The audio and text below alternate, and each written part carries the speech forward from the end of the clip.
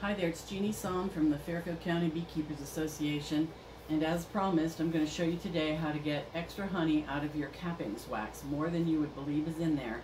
Now this honey is going to be called baker's honey because we're going to heat and melt the beeswax in order to get the honey out. So the honey would not be raw when we're finished, and I'll show you what it looks like and explain as we go along.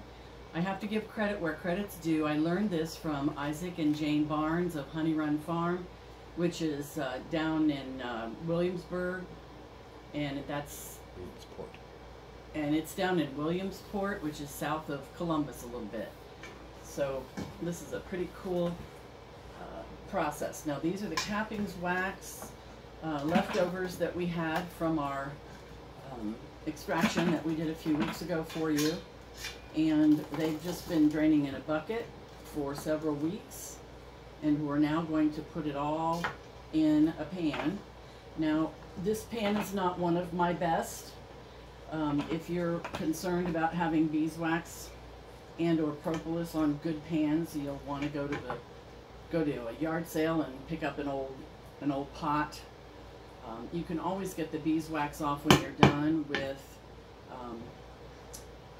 a heat gun and paper towels, but at any rate, I'm going to get as much of this off here as I can, and then I am going to give it to the bees to clean up. Steve, would you pull down some paper towel for me so that I can lay this out? I've got a couple of these in here that I need to get out, and as you know, working with honey and beeswax is quite messy. Here's another one that's full of cappings wax. Some of this is also wax that filtered out during the extraction process. Try to scrape as much of this off as I can, but it's pretty sticky. I might just end up giving a lot of it to the bees.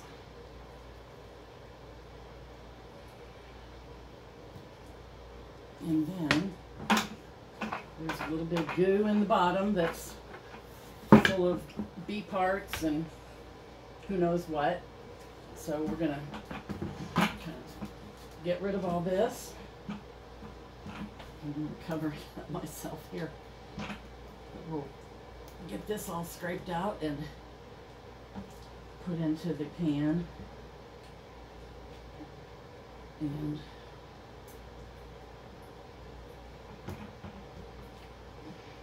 now I could have taken this little bit of honey here and strained it again, but for ease in process, I'm just going to do it all as baker's honey. The interesting thing about baker's honey is that there's actually a market for it. You can actually go on Amazon and find baker's honey by the pint or quart and buy it. It is used in baking. That's, you know, it's why use your raw honey, your good raw honey, in something that's baked, where you're just going to bake the good products or the good qualities of the raw honey out.